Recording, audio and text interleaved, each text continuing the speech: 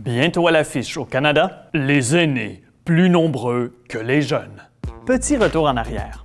Au milieu des années 80, un Canadien sur 10 est âgé de 65 ans et plus. Une génération plus tard, en 2014, c'est près d'une personne sur 6 qui est aînée.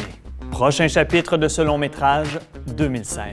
Une année charnière, puisque le nombre de personnes âgées de 65 ans et plus devrait dépasser le nombre d'enfants de moins de 15 ans.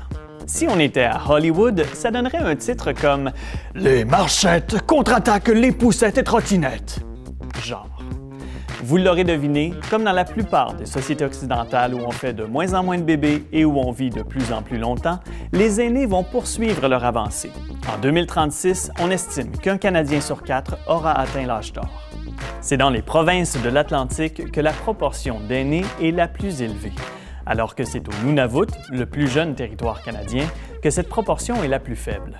Depuis 1921, l'espérance de vie des Canadiens a augmenté de 25 ans, un quart de siècle de plus pour profiter de la vie, à condition d'avoir la santé physique et financière.